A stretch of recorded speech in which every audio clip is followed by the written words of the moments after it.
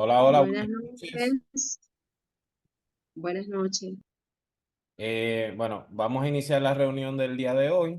En el día de hoy vamos a presentar dos temas, iniciando con el doctor Pedro Pichado, quien va a hablar de vitreoretinopatía proliferativa y cirugía macular. Darle la bienvenida a la doctora María Daniela García, bueno, quien dirige junto al doctor Martí Serrano Ciso lo que es el ciclo de retina y vitrio. Vamos a iniciar, bueno, con el doctor Pedro Pichardo. Buenas noches a todos. Hoy les voy a estar hablando sobre la vitreoretinopatía proliferativa. Esta hace referencia a una condición que es caracterizada por la formación de membranas epirretinianas o subretinianas, que son secundarias a la migración y a la proliferación de varios tipos de células, todas sobre la retina, las cuales son las células gliales, el epitelio pigmentario, las células inflamatorias, las células de soporte, entre otros, las cuales van a sufrir una transformación en respuesta a un fenómeno inflamatorio o cambios en su microambiente. Dentro de su epidemiología tenemos que generalmente lo más frecuente es que éstas se den después de una cirugía de desprendimiento de retina y se estima que entre el 5 al 11% de todos estos procedimientos presentarán algún grado de vitreoretinopatía proliferativa, constituyéndose como la principal causa del fracaso de la intervención primaria después de un desprendimiento de retina. Esta es más frecuente en hombres debido a que los hombres son más frecuentes también en los traumatismos oculares. Este riesgo se va a elevar, el del desarrollo de una vitreoretinopatía proliferativa, si hay un antecedente quirúrgico, si hay desgarros gigantes, si hay desprendimiento de retina en más de 2 cuadrantes y, como le dije, mientras mayor sea el grado del desprendimiento, mayor es el grado de probabilidad de tener una vitreoretinopatía proliferativa. Cuando tenemos en el preoperatorio un paciente con un desgarro gigante, un desprendimiento de retina de más de 2 cuadrantes, estas se encuentran en el cuadrante inferior, hay una hemorragia vítrea o un desprendimiento coroideo, son los pacientes que van a presentar mayor grado de en el futuro desarrollar estas membranas que se consideran la vitreoretinopatía proliferativa. Como ya les dije, hay dos causas principales que son, primero, un desprendimiento de retina, la cirugía para corregir el desprendimiento de retina y el traumatismo ocular. Se dice que el traumatismo ocular es una fuente importante de morbilidad visual alrededor del mundo y las lesiones contusas, penetrantes, perforantes o roturas del globo ocular con o sin presencia de cuerpo extraño van a producir algún grado de vitreoretinopatía proliferativa a largo plazo.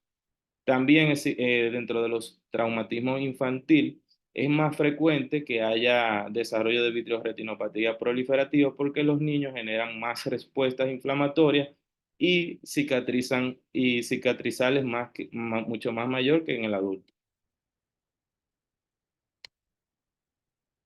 En el 2023 se publicó una ficha de un estudio donde un grupo de científicos determinó cuáles eran los riesgos o los factores de riesgo más predominantes para desarrollar una vitreoretinopatía proliferativa después de un desprendimiento de retina, y ellos llegaron a la conclusión de que todo dentro de los factores se encuentran la edad, la hemorragia vítrea que ya habíamos mencionado, la pseudofaquia, es después de una cirugía de catarata, qué tanto extensión tenga el desprendimiento de retina, la duración de los síntomas y a mayor grado de desprendimiento, mayor grado de desarrollo de vitreoretinopatía proliferativa.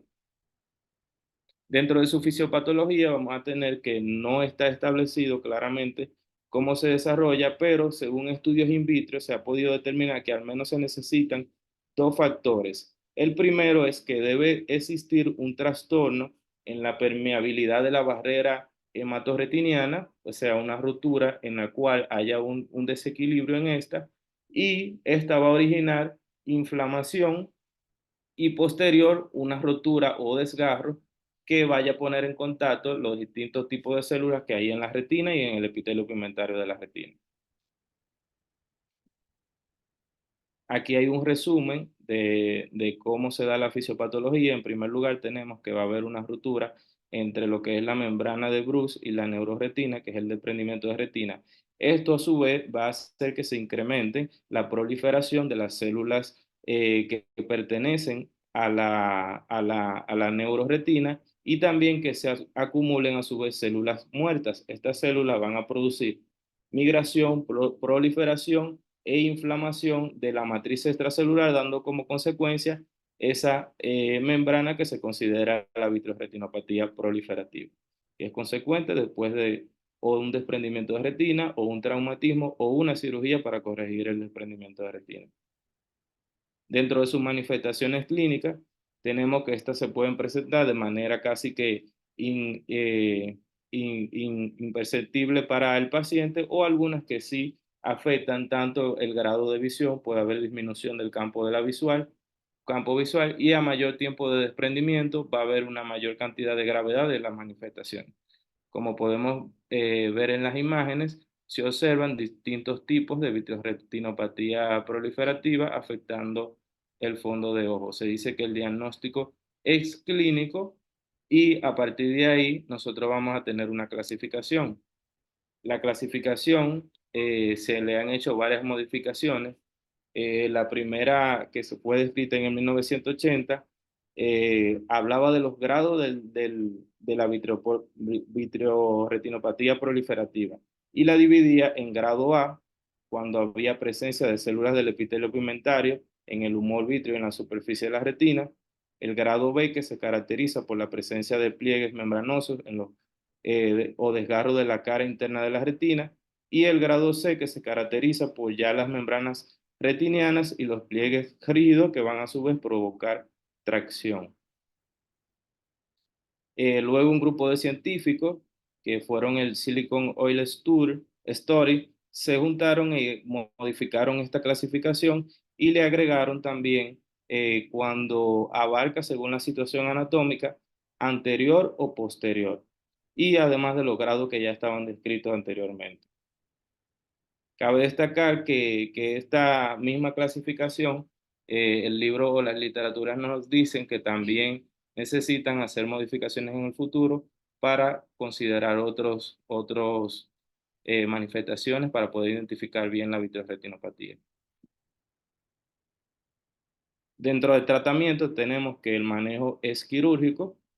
Este continúa siendo el estándar para los casos complicados y el objetivo de la misma es tratar de remover todas esas membranas epirretinianas y así disminuir la tracción que hay sobre el desgarro. También se puede utilizar retinopexia, poniéndole gases luego de la vitrectomía para mejorar lo que es la permeabilidad de la retina. También en algunos casos se ha considerado retirar el lente intraocular en aquellos pacientes que ya fueron operados de catarata. Otros estudios hablan del uso de corticosteroides porque, como hablamos de que su fisiopatología viene de un proceso inflamatorio y celular, podría ayudar intravitreamente lo que es la prevención del desarrollo de esta vitreoretinopatía.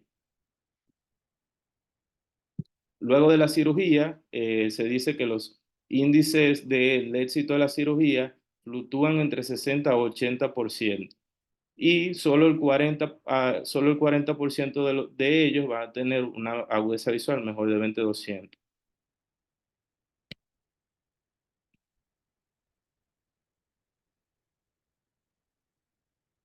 Dentro de las nuevas, en el 2013 se publicó un estudio que dentro de los nuevos métodos de tratamiento para esta vitreoretinopatía proliferativa se ha considerado el uso de metrotexato.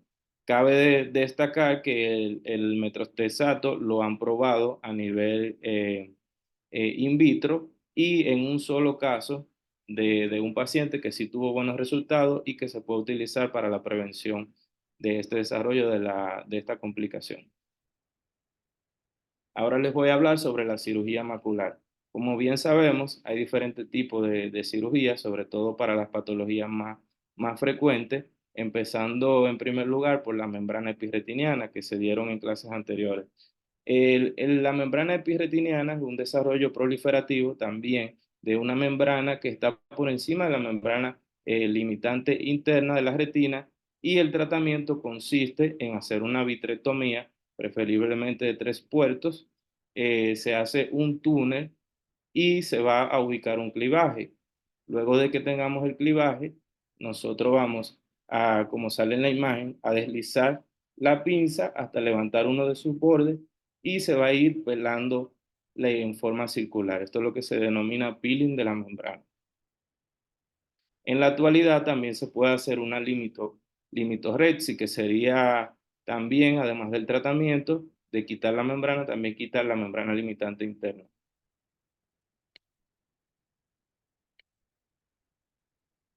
Aquí les voy a poner un video de cómo se hace una cirugía de la membrana, de la membrana epirretiniana. Luego de hacer la vitrectomía, en algunos casos, dependiendo del paciente, se puede hacer combinado con antes de hacer la previa, la facomulsificación para tener una mejor visión y poner el lente intraocular. Luego irnos al polo posterior, hacer una vitrectomía anterior, luego hacer una vitrectomía posterior. Una vez estamos en el polo posterior, nosotros podemos o teñir esa membrana con algunos tipos de colorantes, o en algunos casos, como vamos a ver en el video, se puede hacer sin teñir. Aquí vemos cómo el médico sostiene la membrana y va haciendo el peeling de la misma. Luego lo que ven aquí es que él puso el azul tripán, que es un colorante, así mismo como se hace en la cirugía de catarata anterior, pero esta va a estar preparado al 0,15% y se van a hacer movimientos circulares. Primero quitó la membrana epirretiniana y ahora el médico está haciendo, quitando la membrana limitante interna, que es una capa de la retina, de la neuroretina. Esto ayuda a que el paciente tenga una mejor visión en el posoperatorio y se va haciendo de manera circular, sin hacer mucha tracción y con mucho cuidado, porque también esa misma tracción puede hacer que haya desprendimiento.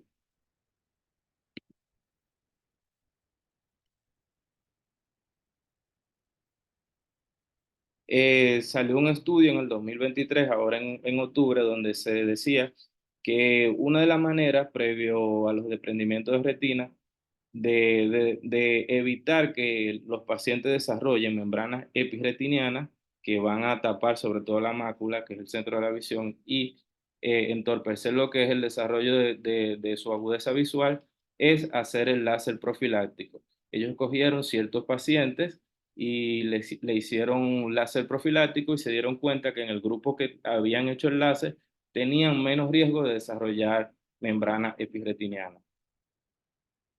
El agujero macular, sabemos que el agujero macular es una pérdida de la continuidad de lo que es el grosor de la mácula. Esta se divide en diferentes grados y la cirugía sobre esta, hay diferentes tipos de cirugía, las cuales incluyen la misma limitorexis que explicábamos anteriormente, que es quitar la membrana limitante interna, y también previo su vitrectomía plana. Normalmente se recomienda lo que es solamente hacer cirugía cuando es por encima de grado 2 o grado 3. Posterior a toda cirugía retiniana, es ideal poner un gas. Ya sea, si no contamos con gas, también se puede poner silicón. El inconveniente del silicón es que hay que hacer una cirugía previa para su retiro, mientras que el gas se va absorbiendo por sí solo. Y tenemos diferentes tipos de gas, como son el C3F8, el SF6, entre otros. Como ya les había dicho, tenemos la técnica de la disección de la membrana limitante interna, que es uno de los procedimientos que más se utiliza para la cirugía del agujero macular. Tenemos que hacer primero una incisión, por así decirlo, o con punta de diamante, o como la imagen se ve, que es con un mismo MBR20, que es un cuchillete. Se hace una punción y de ahí se va con una pinza especial, se va haciendo la limitorrhexis de manera circular.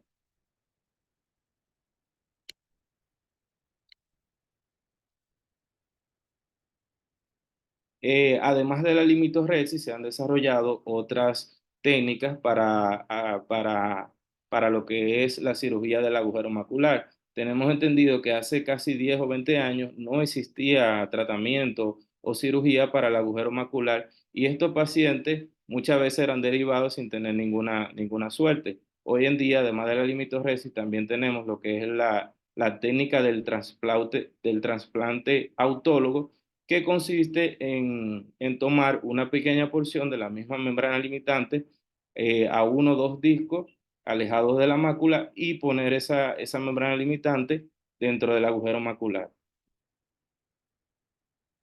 Estos estudios que se han hecho han tenido buenos resultados en los cuales, como vemos en la imagen a nivel tomográfico, vemos un paciente preoperatorio y un paciente posoperatorio, y muchos de ellos recuperan ganancia en lo que es una o dos líneas de agudeza visual. Aquí tenemos un video de cómo se hace esta técnica. Este paciente, el que voy a poner a continuación, ya tenía una limitorresis. Anteriormente le habían hecho una limitorresis, que es la cirugía tradicional para el agujero macular. Entonces, el médico lo que hizo es que primero puso tinción para identificar dónde estaba esa limitorresis, como vemos ahí en el video. Esperó un rato. Todo esto cabe destacar que se hace previo a la vitrectomía. Y él ahí está haciendo lo que es una ampliación de esas limitorrhexis para tener todavía más campo, tanto en el cuadrante inferior como en el cuadrante superior. Luego de eso, ahí él está tomando lo que es el autoinjerto de la membrana limitante, un poco alejado de lo que es el agujero macular, y automáticamente él empieza prácticamente a rellenar el agujero macular con esa membrana.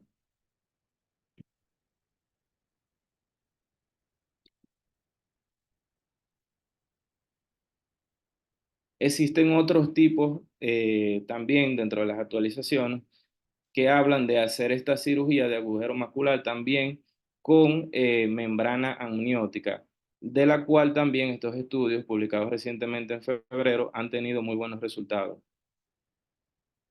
Y ya para finalizar, vamos a hablar de lo que es la membrana neovascular subretiniana, que anteriormente, bueno, era tratada con cirugía, pero últimamente se prefiere lo que es la fotocoagulación láser y los nuevos anti-VEGF. Esta terapia se puede hacer fotodinámica y también se puede hacer con láser térmico. Y consiste en todos los neovasos tratar de fotocoagularlos para disminuir el proceso, la probabilidad de sangrado y de empeoramiento de la agudeza visual. Aquí vemos un esquema. Cuando se hace por fotodinamia, hay que poner un líquido en la vena del paciente para que tiña mejor los vasos y luego a partir de ahí entonces hacer láser. Cabe destacar que esta mayoría de estos procedimientos se hacen a nivel ambulatorio y tienen buenos resultados. Hasta aquí mi exposición. Muchas gracias.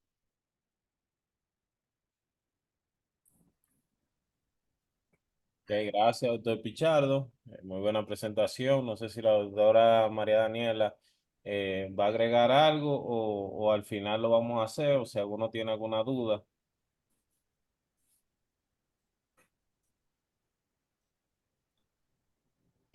Bueno, con respecto a este tema, está muy bien lo que habló Pedro.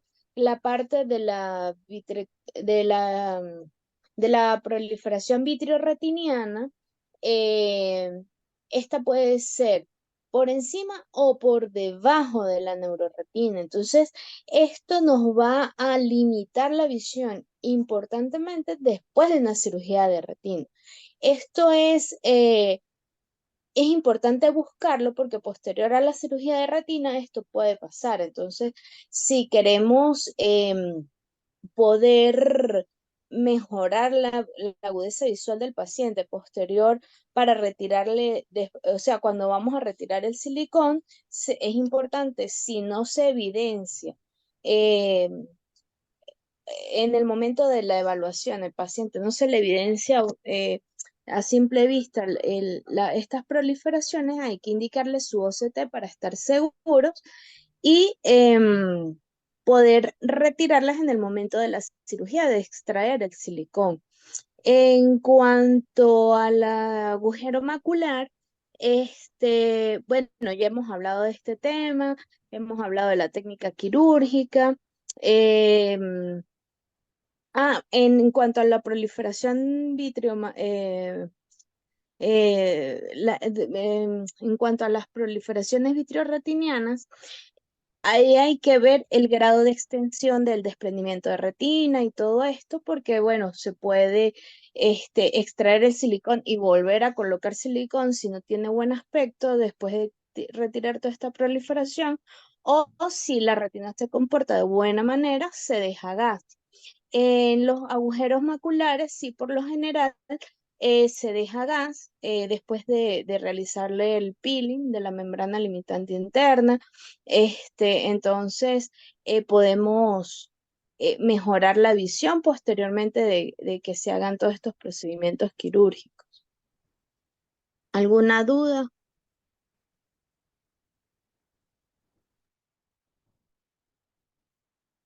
Bueno, gracias, doctora María Daniela. Si alguno de los chicos tiene alguna duda, pues sería el momento realmente para hacer la pregunta o cualquier aporte. De lo contrario, pues continuamos con el traumatismo ocular indirecto por el doctor Ángel Cíbulo. Eh, y nada, o sea,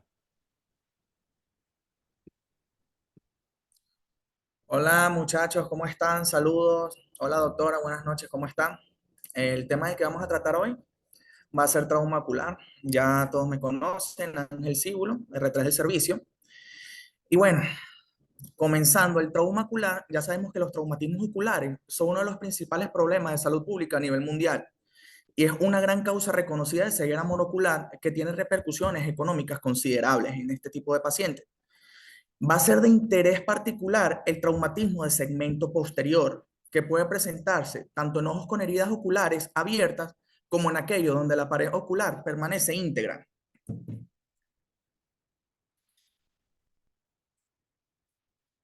Ajá.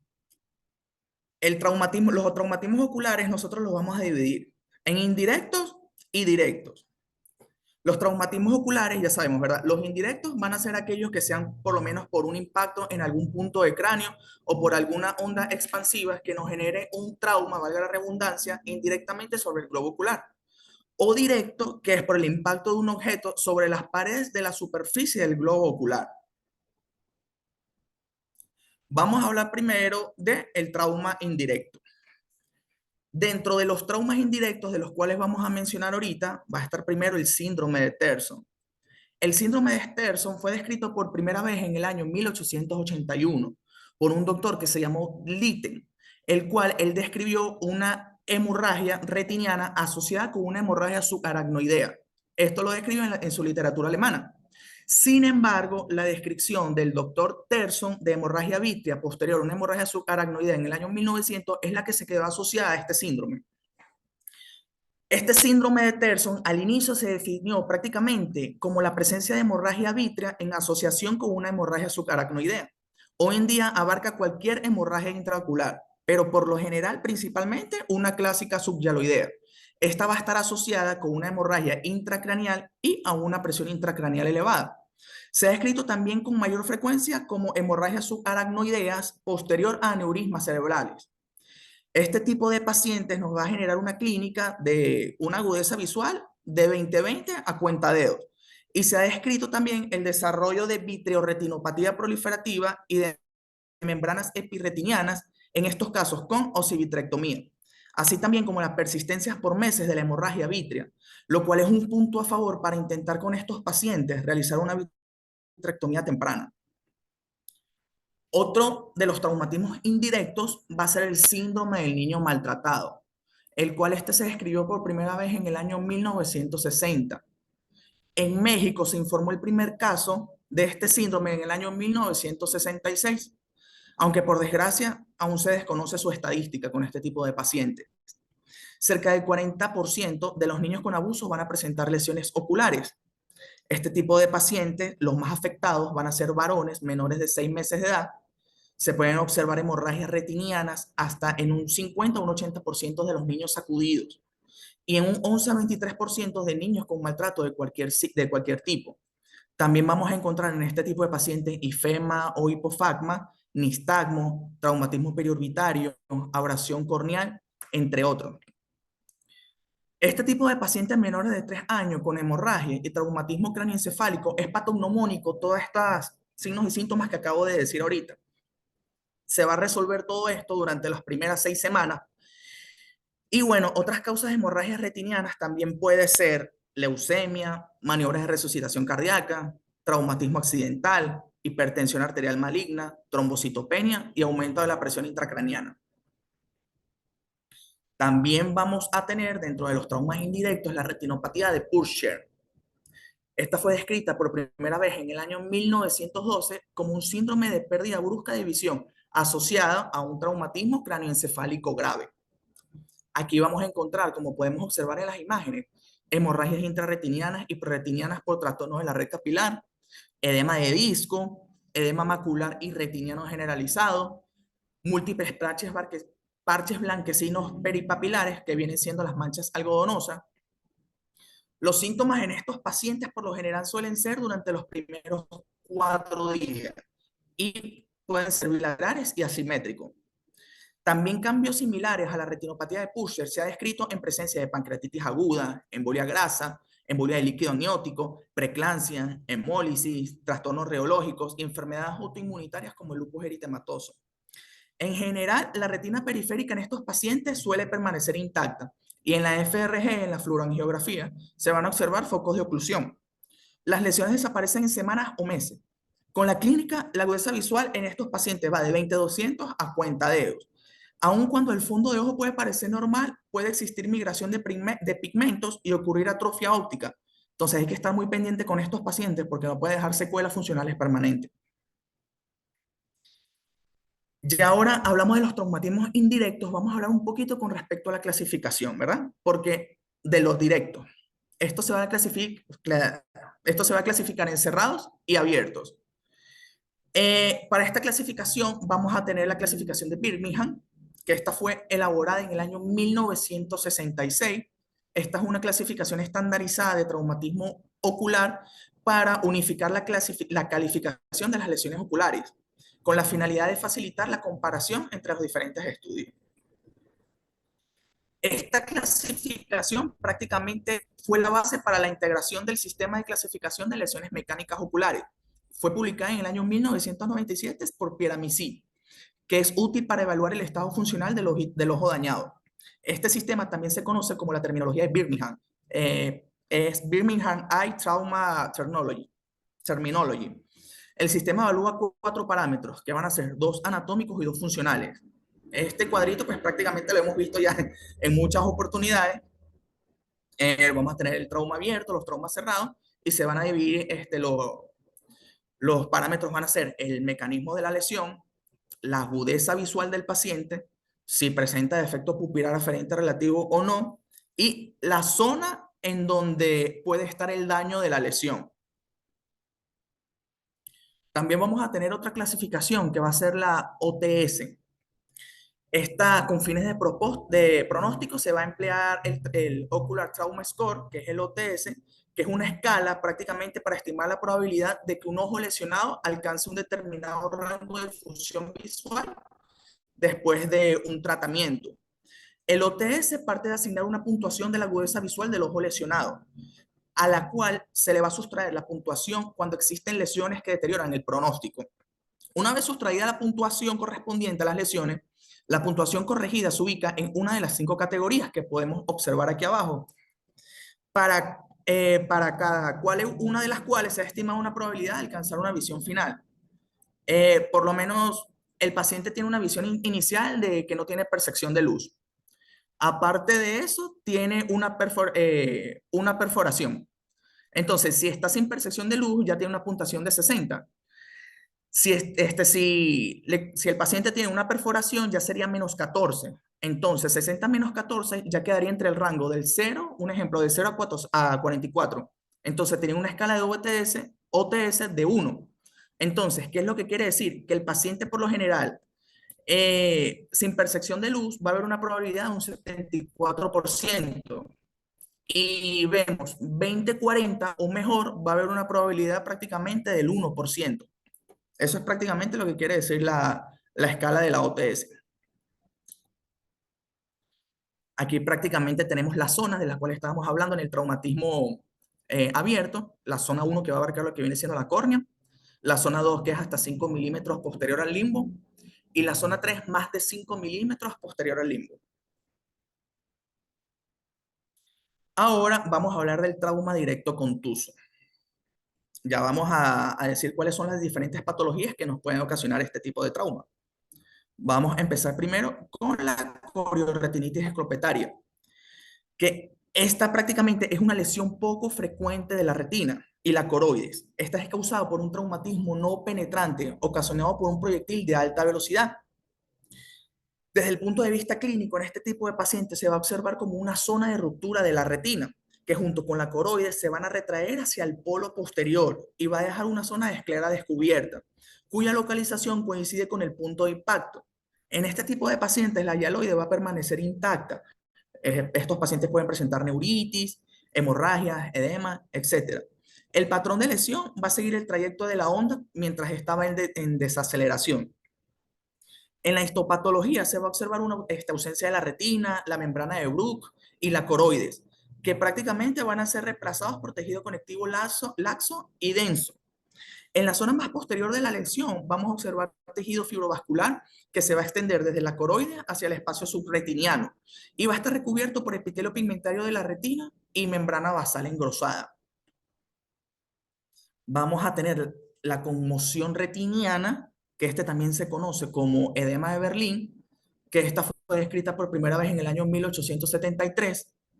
Esta va a consistir en un blancamiento o una opacificación de la retina que ocurre de manera transitoria después de un traumatismo contuso en el globo ocular, como podemos observar en las imágenes, ¿sí? En la FRG se pueden observar fugas. En la OCT se van a observar un engrosamiento retiniano con una disrupción de las capas internas. Aunque al inicio se denominó edema de Berlín, se ha encontrado que los cambios observados no corresponden a la salida de líquido extracelular, sino a disrupción y cambios quísticos en los segmentos externos de los fotorreceptores retinianos. Al cabo de un mes, estos pacientes pueden tener una recuperación y en este tipo de pacientes no se va a utilizar esteroide. Vamos a tener también el agujero macular postraumático, que este puede ser por necrosis, por contusión o por tracción del vitrio. Se ve inmediatamente o al poco tiempo, y más si hubo un edema de Berlín importante, o una hemorragia, edema quístico, entre otros.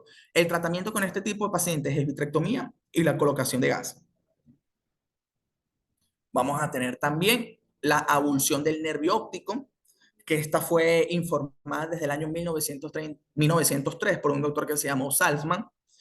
Es una lesión orbitaria que causa tracción posterior. Este paciente por lo general va a tener un aumento súbito de la presión intraocular que va a generar un daño a nivel de la lámina cribosa. Como podemos observar en la imagen, se pueden observar pliegues retinianos, así como discontinuidad de las fibras nerviosas. En la FRG se van a observar ausencia de perfusión retiniana. El ultrasonido en modo B se va a observar un escalón a nivel donde se esperaría encontrar lo que viene siendo el nervio óptico. Puede observarse también una zona hipoecoica por detrás de la cabeza del nervio óptico. El sitio de abulsión con el tiempo es reemplazado por tejido fibroglial. Vamos ahora a hablar de los traumatismos directos, en este caso los abiertos, las patologías que nosotros podemos encontrar aquí. Vamos a tener la ruptura escleral, que este puede ser causado por un traumatismo contuso con la suficiente fuerza para producir la ruptura. En estos pacientes tenemos que sospechar cuando observemos hipotonía del globo ocular. Estos pacientes también pueden presentar quemosis, ifema, partículas pigmentadas por debajo de la conjuntiva, tenemos que estar muy pendientes. En ojos con cirugías previas, la ruptura sigue el trayecto de las incisiones realizadas. En ojos intactos, por lo general la herida suele ser más anfractuosa y será cercana al limbo, o por lo general detrás de las inserciones musculares. Con este tipo de paciente vamos a restaurar primero la integridad del globo ocular, el bit y el vitrio prolaxado debe removerse. Vamos a tener el traumatismo ocular penetrante, en el cual este viene dado o viene, viene siendo dado por un objeto punzo penetrante, en el cual se va a afectar tanto el segmento anterior como el segmento posterior. Va a haber formación de membranas ciclíticas anteriores o posteriores al cristalino al iris. Nos puede generar también desprendimiento del cuerpo ciliar. Secundario, nos puede generar también una hipotonía, en la cual puede detectarse con mayor certeza a través del uso de la ultrasonografía y ultrabiomicroscopía. La presencia de un defecto pupilar aferente también se puede observar. Si la pupila del ojo lesionado se encuentra afectada, se puede buscar una respuesta consensual también en el ojo no involucrado. Este tipo de pacientes también nos puede presentar una hemorragia subconjuntival, hipotonía del globo ocular y asimetría en las amplitudes, obviamente, de la cámara anterior. Con este tipo de paciente tenemos que realizar vitrectomía durante los primeros 14 días. Es más, mejor aún así dentro de las primeras 72 horas. Se debe retirar toda la hialoides y las tracciones.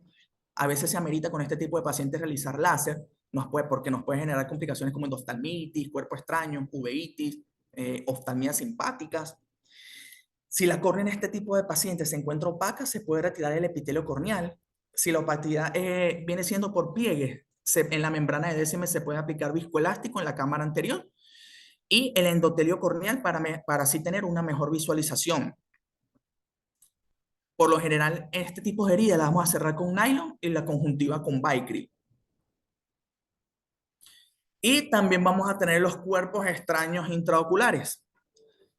Con este tipo de pacientes se considera que cerca del 18 al 41% que presenta una herida en un ojo abierto nos puede generar un cuerpo, o puede tener, mejor dicho, un cuerpo extraño intraocular.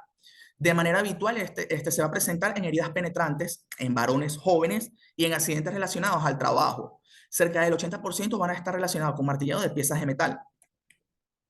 Debe sospecharse en este tipo de pacientes la presencia de un cuerpo extraño intraocular en todo paciente que presente una herida escleral. Hoy en día se considera que el retiro de un cuerpo extraño intraocular no es la meta de la cirugía, sino que es el primer paso de todo el procedimiento que se realiza para restablecer el ojo en su anatomía y la mejor función posible.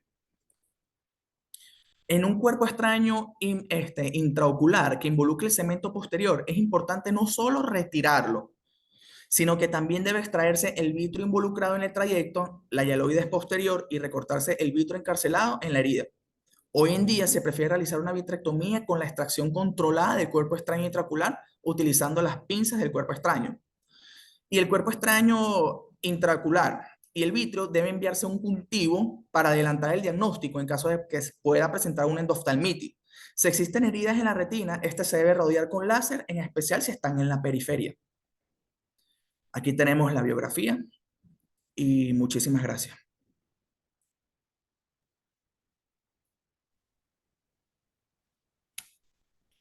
Bueno, muchísimas gracias, doctor Ángel Cíbulo. Bueno, damos paso a la doctora María Daniela. Si igual, si los chicos tienen algo que aportar o preguntar luego de la palabra de la doctora María Daniela, por favor, pueden hacerlo. Bueno, el primer tema que fueron la cirugía de mácula y el tratamiento, en este tema es más, se puede planificar la cirugía con más tiempo, no es una emergencia o una urgencia, o sea, se puede tomar el tiempo para planificarlo. Ahora bien, con los traumatismos, sí hay que tomar más cartas en el asunto, o sea, tenemos que actuar rápido. Y sí nos va a llegar como médicos oftalmólogos generales con mayor frecuencia a la consulta. Entonces, es importantísimo que ustedes los sepan clasificar para luego derivarlos y poderlos tratar. Entonces, tienen que estar muy bien ubicados con respecto a eso.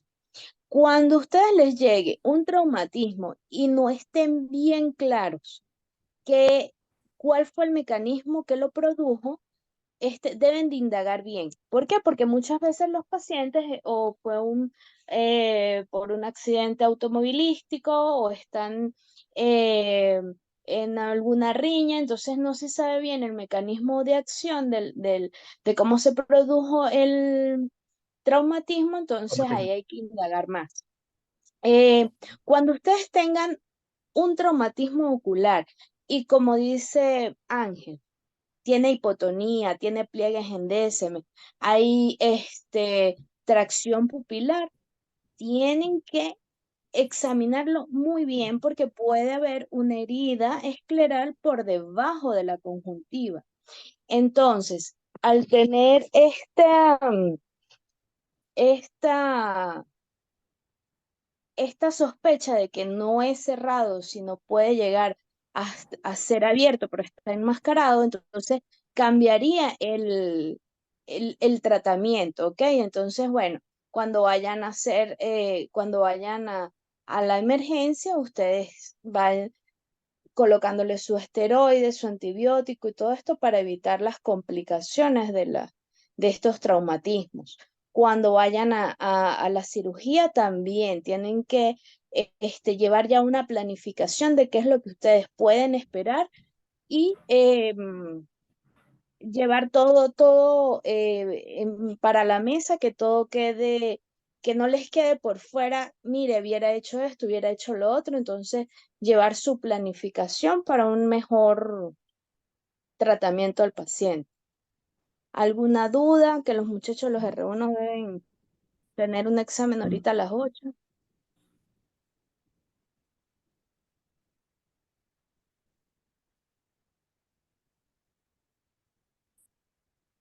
Bueno, al parecer todo quedó claro.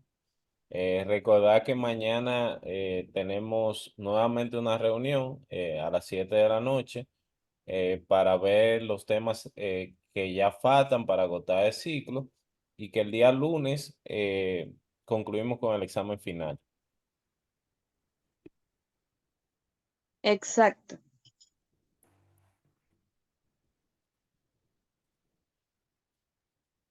Bueno, si no hay nada que agregar, yo creo que los muchachos pueden irse preparando para su examen. Muchísimas gracias, doctora. Gracias por sus aportes. Gracias, doctor. Gracias a todos. Y al doctor. Gracias, doctora. A la orden, nos vemos mañana. De acuerdo, doctora. Adiós, buenas noches.